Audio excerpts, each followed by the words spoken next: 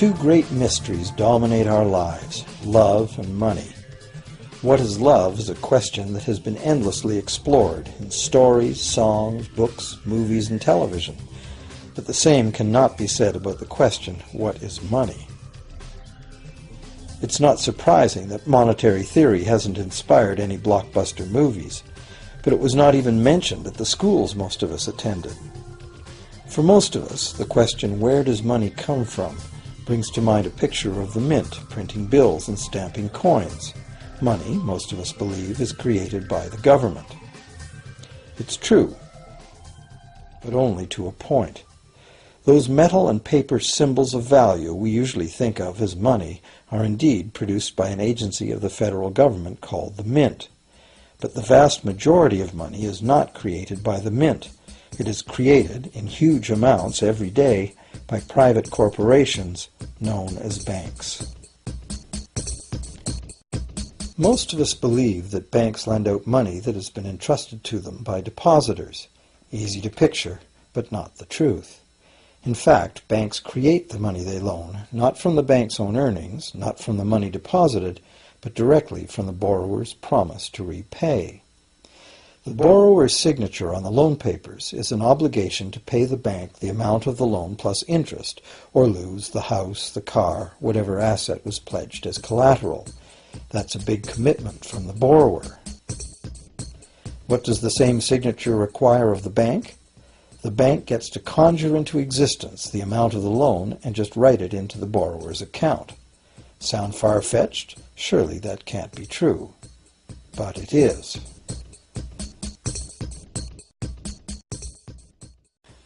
To demonstrate how this miracle of modern banking came about, consider this simple story, the goldsmith's tale. Once upon various times, pretty much anything was used as money. It just had to be portable, and enough people had to have faith that it could later be exchanged for things of real value, like food, clothing, and shelter. Shells, cocoa beans, pretty stones, even feathers have been used as money. Gold and silver were attractive, soft, and easy to work with, so some cultures became expert with these metals.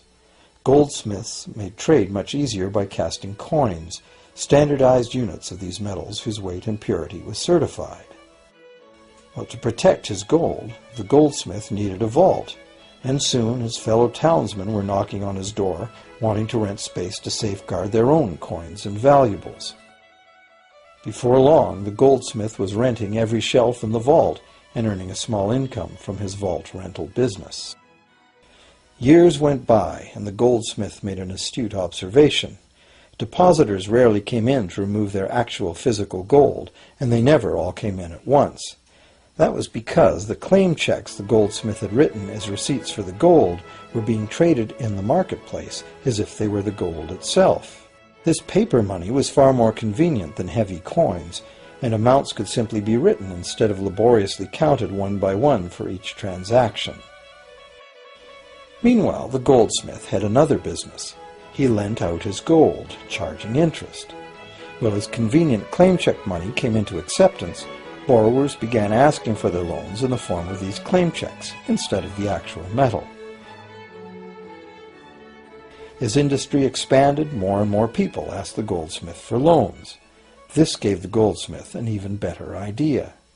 He knew that very few of his depositors ever removed their actual gold, so the goldsmith figured he could easily get away with lending out claim checks against his depositors' gold, in addition to his own.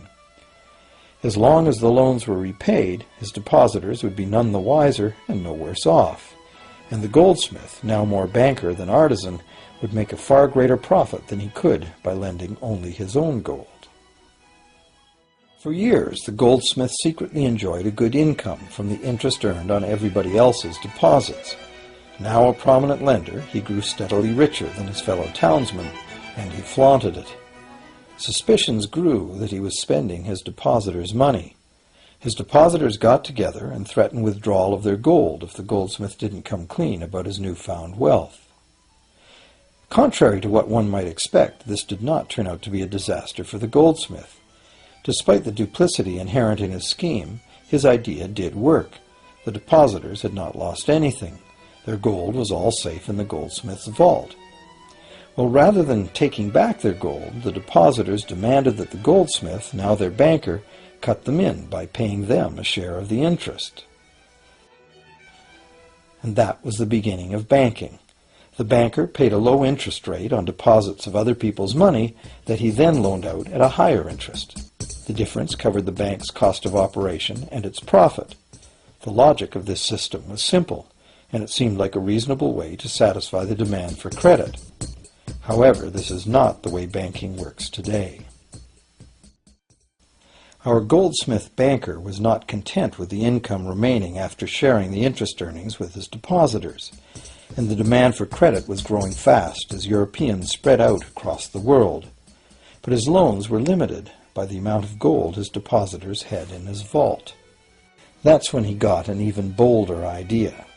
Since no one but himself knew what was actually in his vaults, he could lend out claim checks on gold that wasn't even there. As long as all the claim check holders didn't come to the vault at the same time and demand real gold, how would anyone find out? This new scheme worked very well, and the banker became enormously wealthy on the interest paid on gold that did not exist. The idea that the banker would just create money out of nothing was too outrageous to believe, so for a long time the thought did not occur to people. But the power to just invent money went to the banker's head, as you can well imagine. In time, the magnitude of the banker's loans and his ostentatious wealth did trigger suspicions once again. Some borrowers started to demand real gold instead of paper representations. Rumors spread. Suddenly, several wealthy depositors showed up to remove their gold. The game was up. A sea of claim check holders flooded the street outside the closed doors of the bank.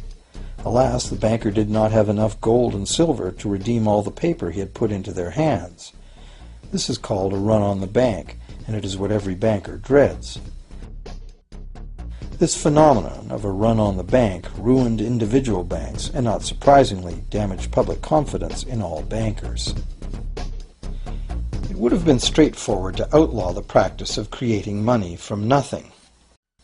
But the large volumes of credit the bankers were offering had become essential to the success of European commercial expansion, so instead the practice was legalized and regulated.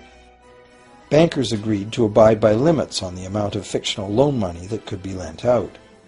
The limit would still be a number much larger than the actual value of gold and silver in the vault. Quite often the ratio was 9 fictional dollars to 1 actual dollar in gold. These regulations were enforced by surprise inspections.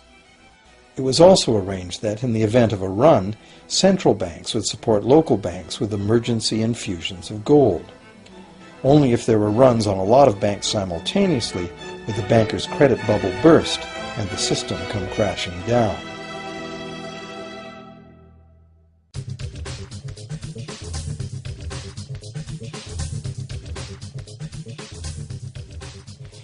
Over the years, the fractional reserve system and its integrated network of banks backed by a central bank has become the dominant money system of the world. At the same time, the fraction of gold backing the debt money has steadily shrunk to nothing. The basic nature of money has changed. In the past, a paper dollar was actually a receipt that could be redeemed for a fixed weight of gold or silver. In the present, a paper or digital dollar can only be redeemed for another paper or digital dollar. In the past, privately created bank credit existed only in the form of private banknotes, which people had the choice to refuse, just as we have the choice to refuse someone's private check today. In the present, privately created bank credit is legally convertible to government-issued fiat currency, the dollars, loonies, and pounds we habitually think of as money. Fiat currency is money created by government fiat or decree, and legal tender laws declare that citizens must accept this fiat money as payment for debt, or else the courts will not enforce the obligation. So now the question is, if governments and banks can both just create money, then how much money exists? In the past, the total amount of money in existence was limited to the actual physical quantities of whatever commodity was in use as money. For example, in order for new gold or silver money to be created, more gold or silver had to be found and dug out of the ground. In the present, money is literally created as debt. New money is created whenever anyone takes a loan from the bank. As a result, the total amount of money that can be created has only one real limit: the total level of debt.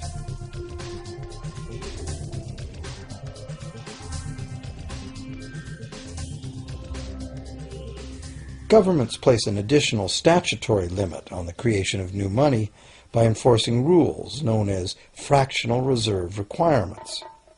Essentially arbitrary, fractional reserve requirements vary from country to country and from time to time. In the past, it was common to require banks to have at least $1 worth of real gold in the vault to back $10 worth of debt money created. Today, reserve requirement ratios no longer apply to the ratio of new money to gold on deposit, but merely to the ratio of new debt money to existing debt money on deposit in the bank. Today, a bank's reserves consist of two things: the amount of government-issued cash or equivalent that the bank has deposited with the central bank, plus the amount of already existing debt money the bank has on deposit. To illustrate this in a simple way, let's imagine that a new bank has just started up and has no depositors yet. However, the bank's investors have made a reserve deposit of $1,111.12 of existing cash money at the central bank. The required reserve ratio is 9-to-1. Step 1. The door is open and the new bank welcomes its first loan customer. He needs $10,000 to buy a car. At the 9-to-1 reserve ratio, the new bank's reserve at the central bank, also known as high-powered money, allows it to legally conjure into existence 9 times that amount, or $10,000, on the basis of the borrower's pledge of debt. This $10,000 is not taken from anywhere. It's brand new money simply typed into the borrower's account as bank credit. The borrower then writes a check on that bank credit to buy the used car. Step 2. The seller then deposits this newly created $10,000 at her bank. Unlike the high-powered government money deposited at the central bank, this newly created credit money cannot be multiplied by the reserve ratio. Instead, it's divided by the reserve ratio. At a ratio of 9-to-1, a new loan of $9,000 can be created on the basis of the $10,000 deposit. Step 3. If that $9,000 is then deposited by a third party at the same bank that created it or at a different one, it becomes the legal basis for a third issue of bank credit, this time for the amount of $8,100. Like one of those Russian dolls, where each layer contains a slightly smaller doll inside, each new deposit contains the potential for a slightly smaller loan in an infinitely decreasing series. Now, if the loan money created is not deposited at the bank, the process stops. That's the unpredictable part of the money creation mechanism. But more likely, at every step, the new money will be deposited at a bank, and the reserve ratio process can repeat itself over and over until almost $100,000 of brand new money has been created within the banking system. All of this new money has been created entirely from debt, and the whole process has been legally authorized by the initial reserve deposit of just $1,111.12, which is still sitting untouched at the central bank. What's more, under this ingenious system, the books of each bank in the chain must show that the bank has 10% more on deposit than it has out on loan. This gives banks a very real incentive to seek deposits in order to be able to make loans, supporting the general but misleading impression that loans come out of deposits. Now, unless all the successive loans are deposited at the same bank, It cannot be said that any one bank got to multiply its initial high-powered money reserve almost 90 times by issuing bank credit out of nothing. However, the banking system is a closed loop. Bank credit created at one bank becomes a deposit in another, and vice versa. In a theoretical world of perfectly equal exchanges, the ultimate effect would be exactly the same as if the whole process took place within one bank. That is, the bank's initial central bank reserve of a little over $1,100 allows it to ultimately collect interest on up to $100,000 the bank never had.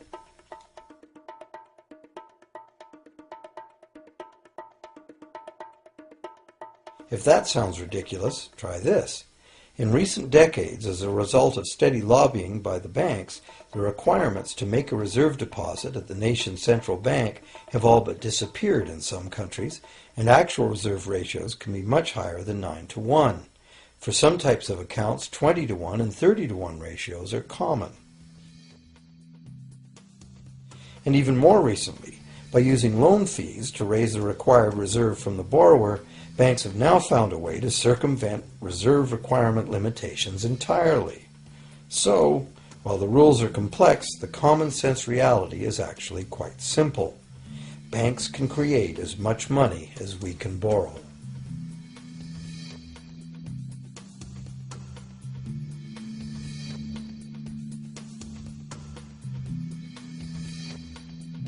Despite the endlessly presented mint footage, government-created money typically accounts for less than 5% of the money in circulation. More than 95% of all money in existence today was created by someone signing a pledge of indebtedness to a bank. What's more, this bank credit money is being created and destroyed in huge amounts every day, as new loans are made and old ones repaid.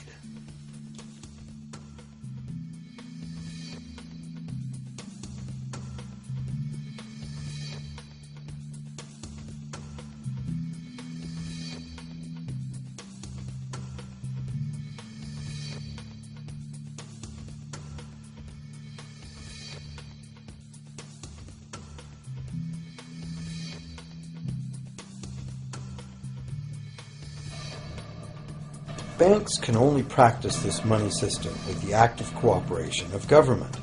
First, governments pass legal tender laws to make us use the national fiat currency.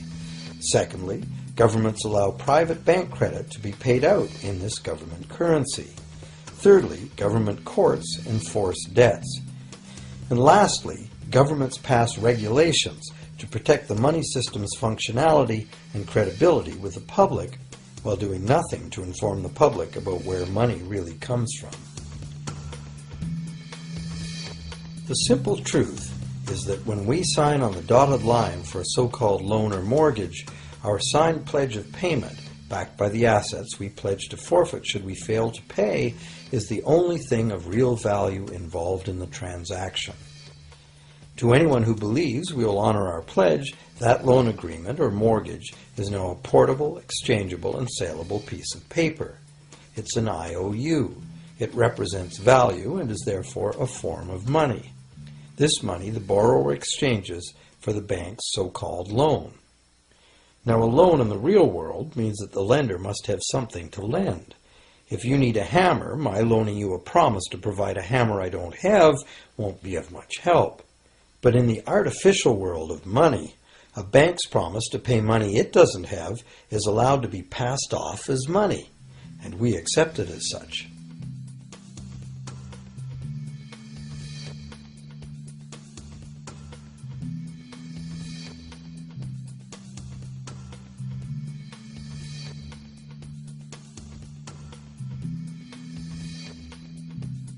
Once the borrower signs the pledge of debt, the bank then balances the transaction by creating, with a few keystrokes on a computer, a matching debt of the bank to the borrower.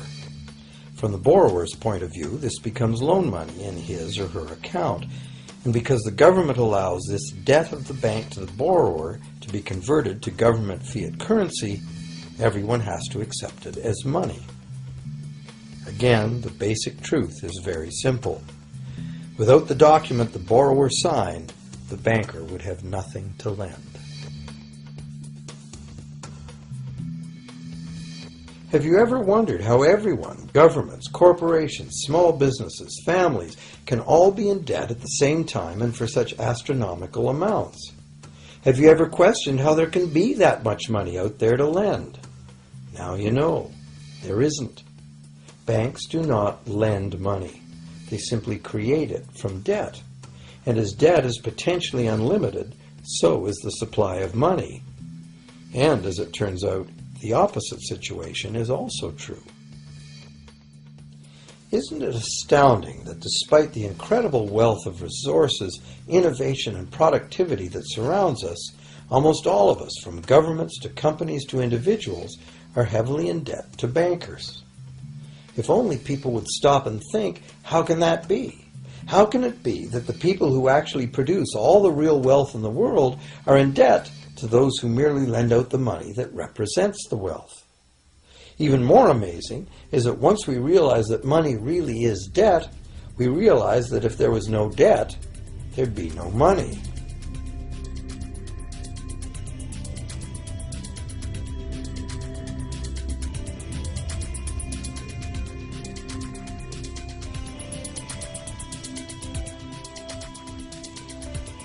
If this is news to you, you are not alone. Most people imagine that if all debts were paid off, the state of the economy would improve. It's certainly true on an individual level. Just as we have more money to spend when our loan payments are finished, we think that if everyone were out of debt, there would be more money to spend in general. But the truth is the exact opposite. There would be no money at all. There it is. We are totally dependent on continually renewed bank credit for there to be any money in existence. No loans, no money, which is what happened during the Great Depression. The money supply shrank drastically as the supply of loans dried up.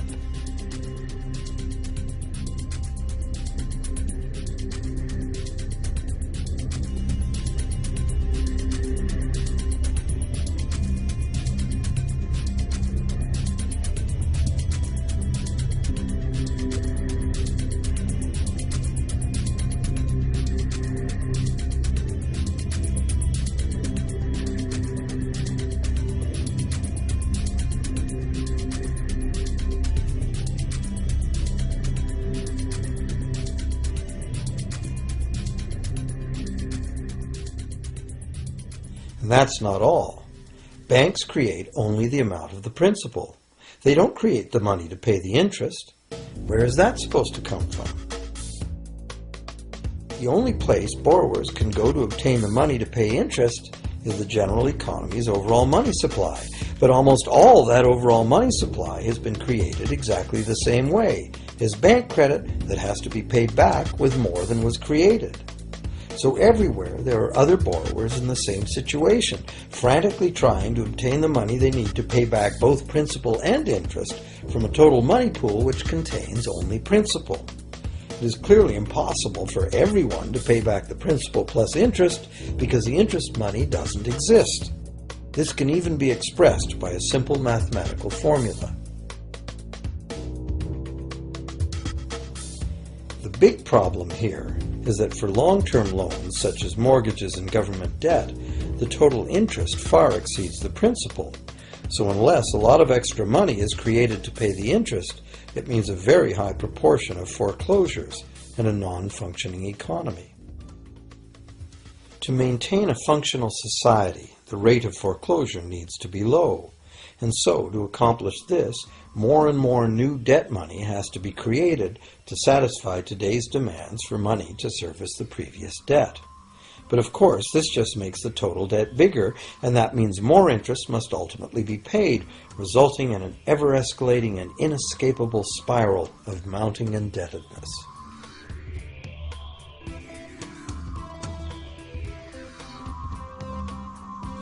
It is only the time lag between money's creation as new loans and its repayment that keeps the overall shortage of money from catching up and bankrupting the entire system. However, as the bank's insatiable credit monster gets bigger and bigger, the need to create more and more debt money to feed it becomes increasingly urgent. Why are interest rates so low? Why do we get unsolicited credit cards in the mail? Why is the U.S. government spending faster than ever? Could it be to stave off collapse of the entire monetary system? A rational person has to ask, can this really go on forever? Isn't a collapse inevitable?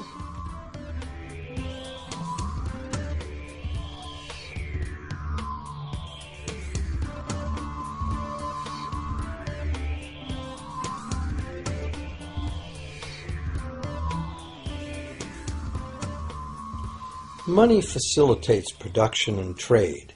As the money supply increases, money just becomes increasingly worthless unless the volume of production and trade in the real world grows by the same amount. Add to this the realization that when we hear that the economy is growing at 3% per year, it sounds like a constant rate, but it's not. This year's 3% represents more real goods and services than last year's 3% because it's 3% of the new total. Instead of a straight line, as is naturally visualized from the words, it is really an exponential curve getting steeper and steeper. The problem, of course, is that perpetual growth of the real economy requires perpetually escalating use of real-world resources and energy. More and more stuff has to go from natural resource to garbage every year, forever, just to keep this system from collapsing.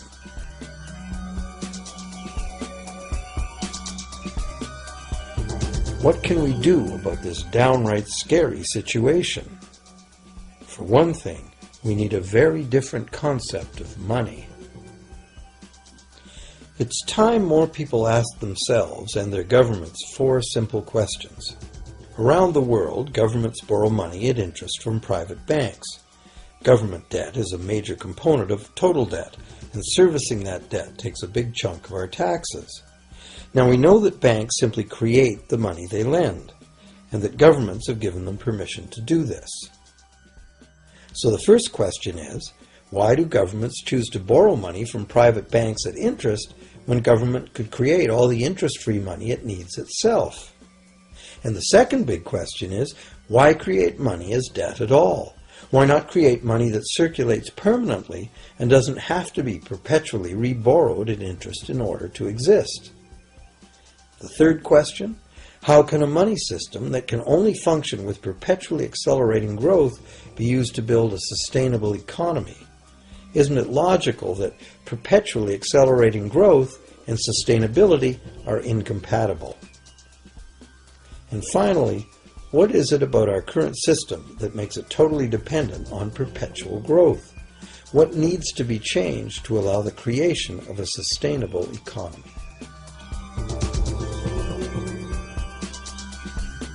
At one time, charging any interest on a loan was called usury and was subject to severe penalties, including death. Every major religion forbade usury. Most of the arguments made against the practice were moral.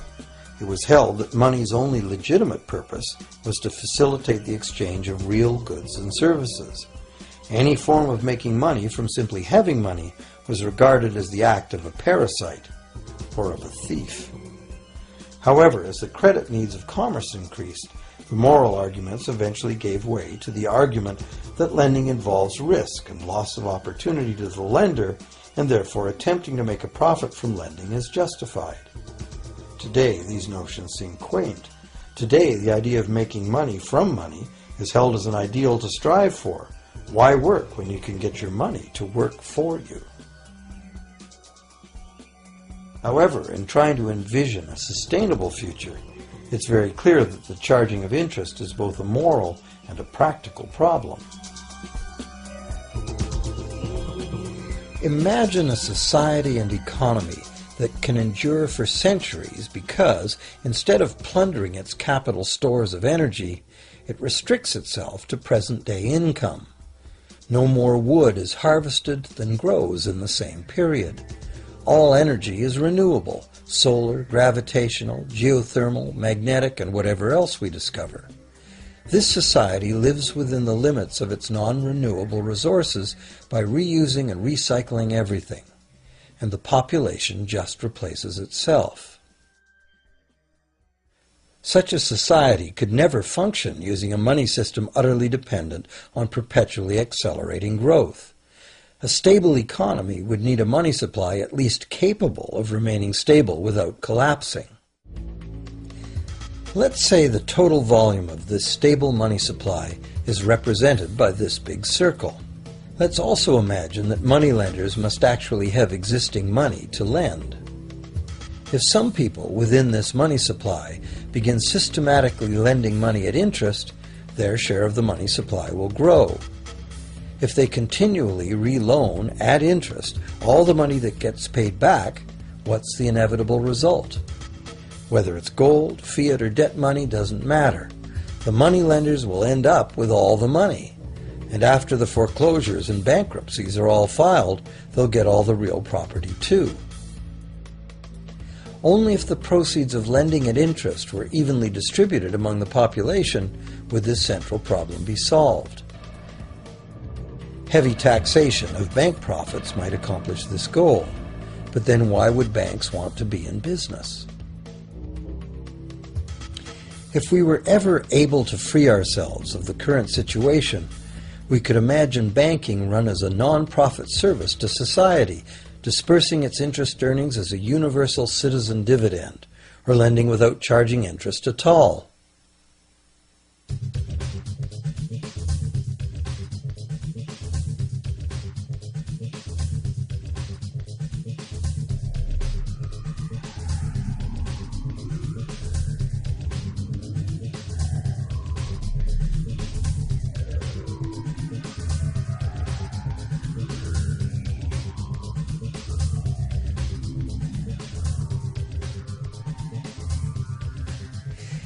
If it is the fundamental nature of the system that causes the problems, tinkering with the system cannot ever solve those problems. The system itself must be replaced. Many monetary critics call for a return to gold-based money, claiming that gold has a long history of reliability. They ignore the many scams that can be played with gold, shaving coins, debasing the metal, cornering the market, all of which were abundantly practiced in ancient Rome and contributed to its fall. Some advocate silver, it being more abundant than gold and therefore more difficult to corner. Many question the need to bring back precious metals at all. No one wants to go back to carrying heavy sacks of coins to go shopping. It's a certainty that paper, digital, plastic, or more likely biometric ID money would be the real medium of trade, with the same potential for creating unlimited debt money we have now. Beyond that, if gold again became the sole legal basis of money, those who have no gold would suddenly have no money. Other monetary reform advocates have concluded that greed and dishonesty are the main problems, and that there may be better ways to create an honest and equitable money system than returning to silver or gold. Inventive minds have proposed a variety of alternate ways to create money. Many private barter systems create money as debt, much as banks do, but it is done openly and without charging interest. An example is a barter system in which debt is expressed as pledges of hours of work, all work being valued equally at a dollar figure that then allows hours to be equated with the dollar price of goods. This kind of money system can be set up by anyone who can devise a way to do the accounting and find willing and trustworthy participants. Setting up a local barter money system, even if it were little used now, would be prudent emergency planning for any community. Monetary reform, like electoral reform, is a big topic, and one that requires a willingness to change and to think outside the box. Monetary reform, again, like electoral reform, will not come easily, because the enormously powerful interests that benefit from the existing system will do their utmost to maintain their advantage. Now that we've seen that money is just an idea, and that in reality money can be whatever we make it, here's one very simple alternative monetary concept to consider. This model is based on systems that have worked in the past, in England and America, systems that were undermined and destroyed by the goldsmith bankers and their fractional reserve system.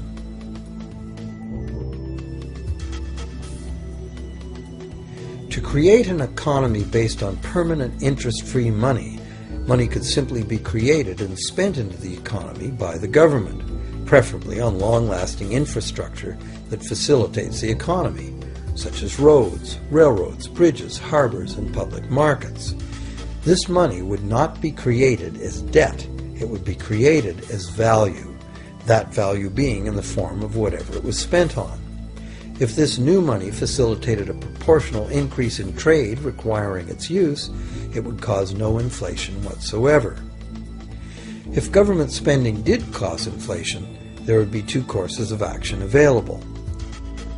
Inflation is equivalent in effect to a flat tax on money. Whether the money goes down in value 20% or the government takes 20% of our money away from us, the effect on our buying power is the same. Viewed this way, inflation in place of taxation might be politically acceptable if well spent and kept within limits. Or government could choose to counter inflation by collecting tax monies that it then takes out of use, thus reducing the money supply and restoring its value.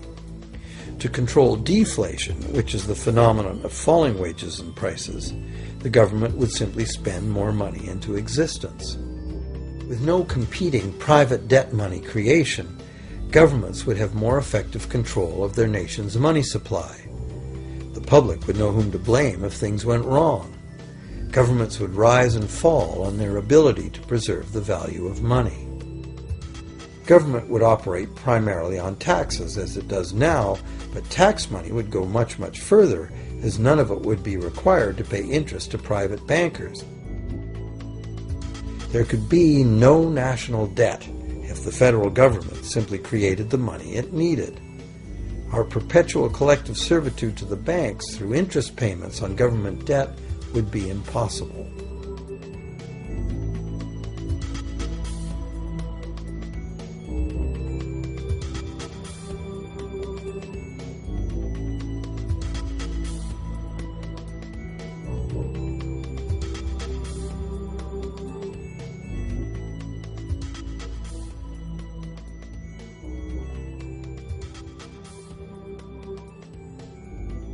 What we have been taught to believe as democracy and freedom has become in reality an ingenious and invisible form of economic dictatorship. As long as our entire society remains utterly dependent on bank credit for its supply of money, bankers will be in the position to make the decisions on who gets the money they need and who doesn't.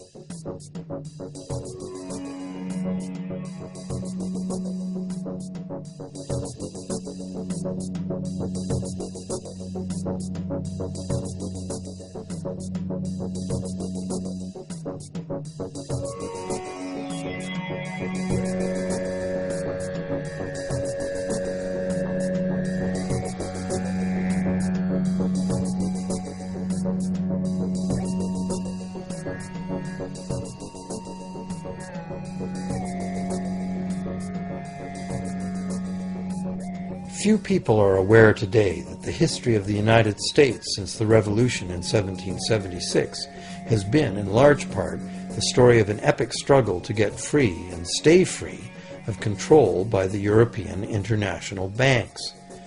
This struggle was finally lost in 1913 when President Woodrow Wilson signed into effect the Federal Reserve Act, putting the international banking cartel in charge of creating America's money.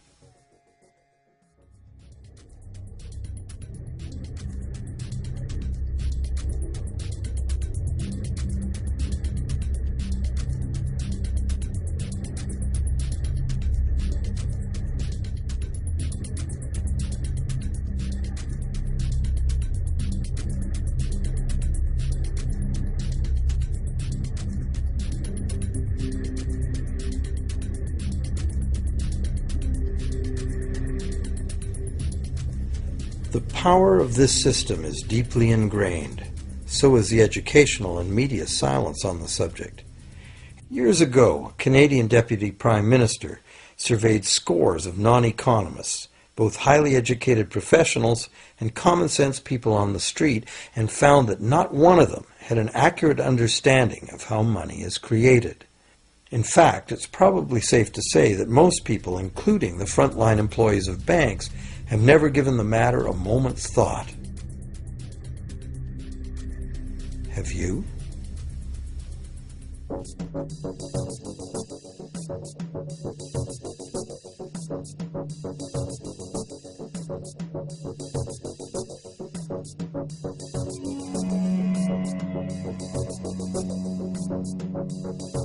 The modern money-as-debt system was born a little over 300 years ago, when the first Bank of England was set up with a royal charter for fractional lending of gold receipts at a modest ratio of 2 to 1.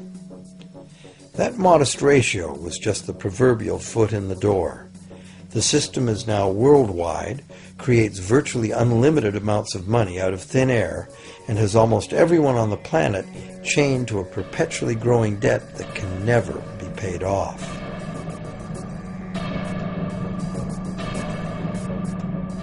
Could it have all happened by accident? Or is it a conspiracy? Obviously, something very big is at stake here.